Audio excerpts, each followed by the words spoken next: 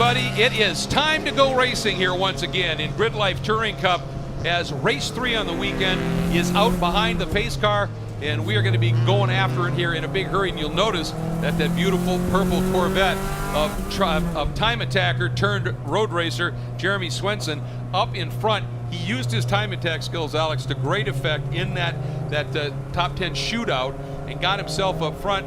If he can do it again here, use that power on that back straight, lead into 4, and throw down a couple of fast laps. When he started up front, that's been his MO all year. Build that margin, because those tires are going to go off.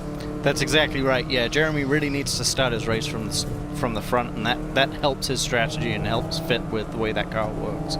So look for him to build a pretty big gap in the first lap or two, or more, and then watch the other guys on the race tires start to try and chase him down towards the end of the race. And the guy that's going to be starting alongside him, Eric Coutil, who comes in here now, he's got 2 wins from 2 poles. He's moved into the point lead. How close is this championship? When we came in here, the top 3 were covered by 9 points. Right now, they're covered by 6. This is insane how interesting this championship is. And Coutil has been just stunningly quick. He's been able to he held off. He got through on O'Gorman in the first race. He got around him again in this morning's race. He has really got this track figured out. He's got that car dialed. Swenson's going to have his hands full, but this is going to be fun. Yes, it is. And yeah, like you're saying, the championship is incredibly close, and that's the same as we've seen in every one of our sessions so far. There's not big margins here at both the micro level of an individual session and the macro level of the championship. Yeah, this Midsummer Meet 7th round of the Grid Life Touring Cup Championship. 4 races per round, essentially. This is the 26th race on the season. Gotta love those numbers, and we are ready to go. Swenson on the inside, Coutil on the outside. We're green! What a big back! That might be that, I think that's that Scion with that V8, and man, did he get it launched down into turn 4. We've been talking about China Beach. Swenson leads in, and they float through that corner, and he has got serious company, but what a start by Jensen up into 3rd. Yeah, we see Jensen there, followed by DJ Alessandrini, and I do not see Eric Coutil anywhere in that group. Yeah, Alessandrini started technically in the 3rd spot. Somebody running wide there at the back. So this is a huge development for Coutil. As I said, undefeated from both poles so far. And Alessandrini, he is hungry. He had got taken out in that first race. Incidental, not intentional by any means, but still was taken out. But he loves this track. This is home for him. Lives in Cleveland. Yeah, he's going to stick, and I would think hound Swenson as much as he can to try and run those tires off. Right, and we saw in race 2 that DJ was really the car that chased Swenson down right at the end, and as we saw on timing, actually got ahead of him, although he didn't on track. It was just from a transponder issue. But man, start of the weekend, it's got to be Jensen. He timed it beautifully, used all that torque of that V8 and that Scion FRS, and just leapt up from 6th into 3rd. Right there, that black car with the red highlights around the back of it, and I think right behind him is O'Gorman and the Honda S2000.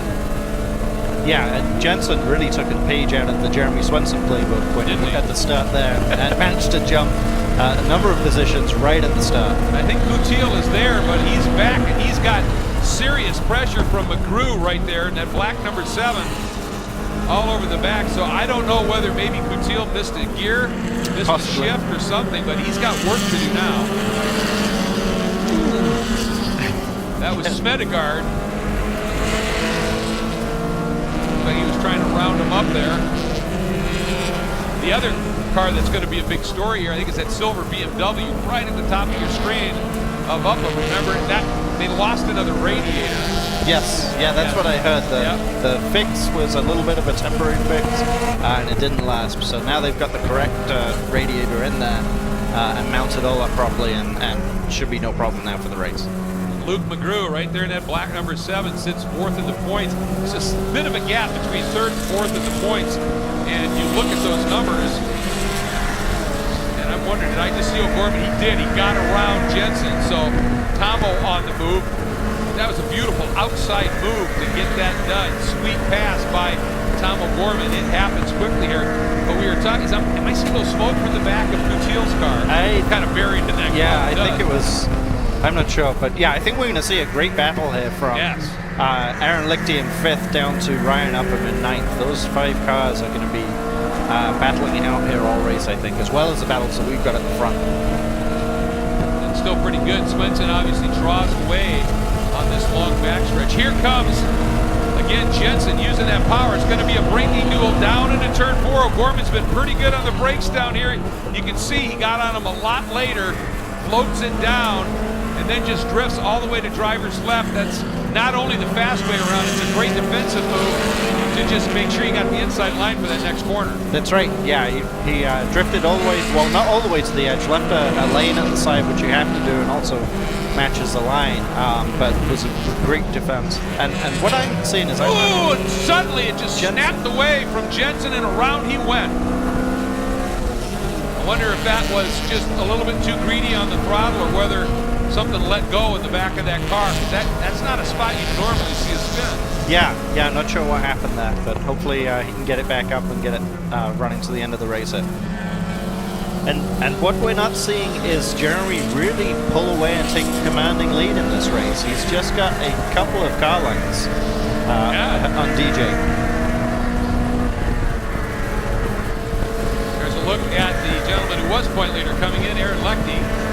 He's currently with that problem, and there's that smoke again. Yes. It's definitely there, isn't it? Yes, it is. And Hondas sometimes do that, so it may be nothing, or it may be something for us to watch for the rest of the race.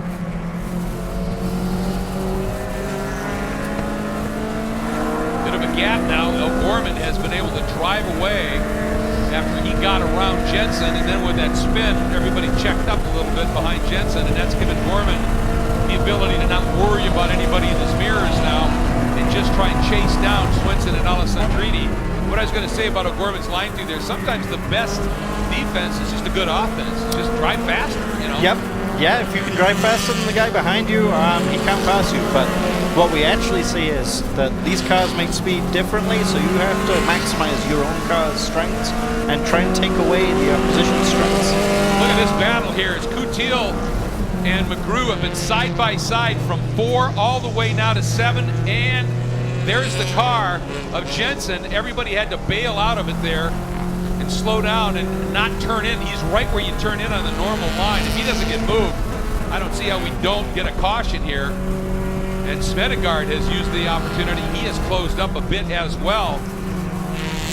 Yeah, he was side by side with McGrew there for a moment, and I'm not sure if there must have been obviously a yellow flag for that stranded car, and it looked like Andy backed out of it just to make sure there wasn't a pass on the yellow. Yeah, well, they were still going side by side coming up to it. He had that inside, and I think he said, yeah, I better back off here. And there's the 82 of Coutil again, and he just kept her pretty well taped down the way through there, and that's given him a big margin right now. Still not seeing any sign of a full course caution. There's certainly a yellow down leading into turn 9, probably at station 8. We'll have to see whether that 184 of Jensen was able to get moving, but here's that battle you were talking about. It's, what, 6 cars strong. They're not covered by much. Right. We see all the way back now to Austin Hurtle in 11th, I think, that we're seeing that battle go on for. But this field is not stretching like I thought it would at the start of the race. No, not at all. And now that Coutil is free of McGrew, we'll see whether he's going to be able to get after it a bit and come down. And another great run by Scott McGee. I think he was in his first shootout, and he didn't realize that you have to keep your pace up a little bit. Yep. And Upham caught him on his outlap. Looks like they got Jensen on the hook, plateauing him, and pulling him off. That's an absolutely great job by the EV crew here, because that was covered under a station yellow. We never went full course. We've kept this race going. Yep, yeah, great to keep the race going and not ruin the session for both the drivers and all of the spectators that are watching. Good scrapping going on throughout the field here, a little bit farther back in the order. Looks like Tom is joining that race for first now. He has caught them, hasn't he? DJ and Tom are both very experienced racing drivers, and they will not get into a fight amongst each other and then drop back from Swenson. They will almost work together to try and get right on Jeremy's bumper, which they have right there. Wow, yeah, DJ was almost into Jeremy's bumper. That was really close. but he's got to get as close as he can because he knows he's going to lose a little bit of ground here. Now, if O'Gorman, if they can work together, keep DJ a little bit closer, we'll see if he's able to get close enough to out-deep him into 4. I don't think he's quite there. No, not there yet. And look, he's decided, well, I'm going to come and play too. Yep, so what I think we're seeing is Jeremy's tires maybe going off a little bit now and slowing down. Those race tires are coming to life. Last lap was a 36.8. His best lap was a 36 flat, so yep, and it's happening. And it's one thing to catch him, though. It's entirely different to get by, but we're seeing more and more cars join the party at the front end. Well, if he can keep you behind him in the twisty bits, it's going to be tough to pass him on the straights, that's for sure. Right, But yeah. the difficult thing is as those tires continue to go off, hanging on to that big, powerful Corvette that's obviously running with a bit more weight too. And look at O'Gorman, sensing opportunity, almost looked down to the inside. He is to the inside of DJ. Now it's going DJ. That's what we were talking about. Swenson just didn't have the stick, Alex, and DJ got alongside him. Now, though, it's a drag race into 1. Who's going to make it work? DJ's got overlap. He's through. Swenson's going to have to cut back, and here comes O'Gorman down to the inside. Yeah, great work there. That going side by side into turn 1, probably not the easiest move. What a move by O'Gorman. Sorry if he can make it work here. See, he just cut back through to get down to the inside. And look who's joined this battle, or is about 5 car lengths away. Coutil is coming up as well. Now DJ has a choice. Who does he defend from? Does he defend from Jeremy, or does he defend from Tom? Or Lechty. Look at that. Or Lechty. And he's tucked in right behind, so the higher horsepower car is trying to team up and do something here. O'Gorman deep on the brakes, back into 3rd. He's trying to get now to be able to ramp the outside. He might be able to do it here on Swenson. And with Swenson's car losing grip, you got to be careful with an outside move because he can just slip up into you too. Yes, he could. Although I think these guys will probably trust each other well enough. But yeah, Tom's got through now, and I think you'll see these 2 cars pull away from Jeremy at this point. Well, and he did it where he needed to early into the twisty bit, so now they can just use those light, nimble cars to good effect and build the gap to withstand Swenson's speed on the back straight. As long as they don't interfere with each other too much. Yeah. I mean, these guys could get into a bit of a scrap, and that will always slow themselves down. Oh, and look at Coutil now coming up on the outside of Lichty into the carousel. He floated a little bit wider than I think he wanted there. That's the thing, you can run an outside line, but if you get too far outside, you're in where the marbles and the hot dog wrappers and stuff sit. There's just not a lot of grip out there. That's right. I don't know. To me, that smoke's getting a little heavier, so that's got to be a concern. Lechty defending just a little bit. You get that one move. That's how we played it. And McGrew, well, I'll tell you, he's had a couple of races where he's faded early and come charging back up. And this time, same story. Started 4th, is brought back, and now trying to fight his way back up into this. He's down to the inside here. But did he get a run at Coutil there?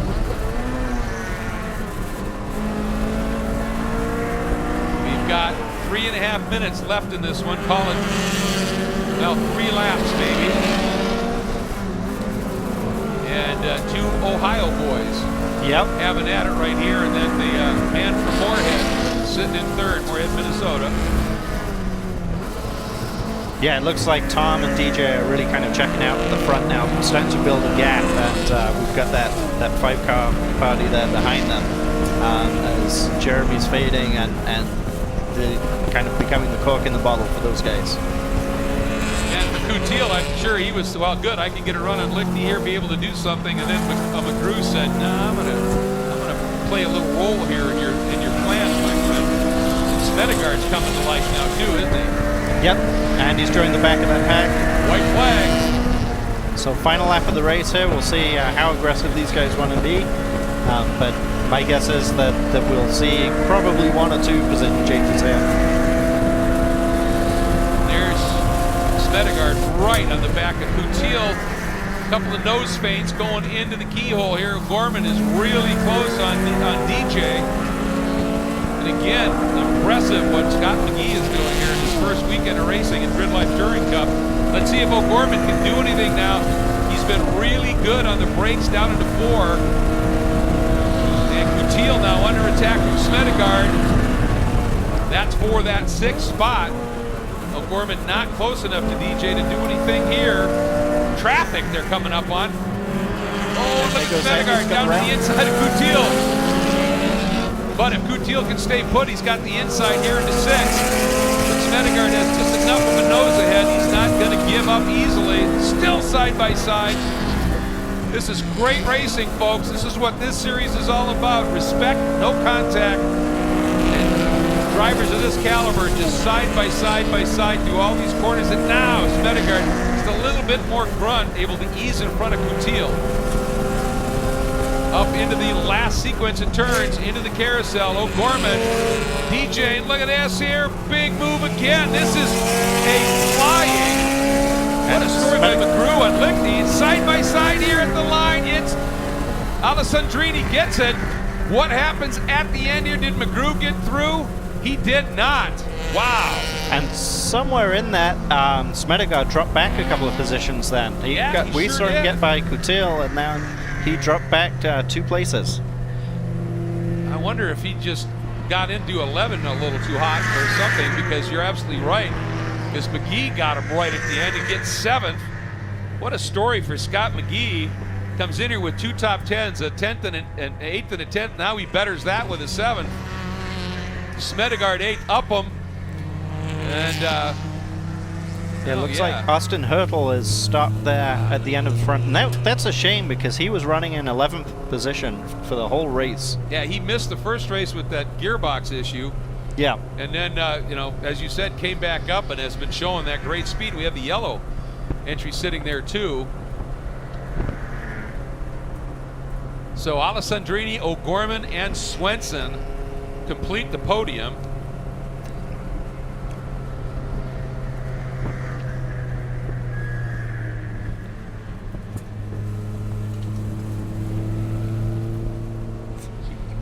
And so we got some replays we want to show you here.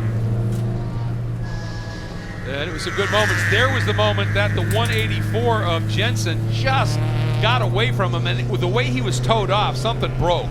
You normally don't see a car go around like that. And then this sequence of moves here as DJ Alessandrini gets through and got to the inside of Swenson, and that was able to eventually make that pass stick. So some absolutely incredible racing. And while we were racing, the random invert happened. And guess what, folks? For the next race, yes, so for the final race, we invert a random number of the top finishers. The number that was chosen was 11th. So whoever finished in 11th position, which I believe was Rosenberg, will be in pole position for the 4th race. And what a break for him. Remember, in that first race of the weekend, he pulled over very early and stopped. He's been able to get back and get after it here. So he will start on pole. Then it'll be Jake Price, then Upham, then Smedegaard, McGee, Guteel, McGrew, Lichty, Swenson, O'Gorman, and Alessandrini.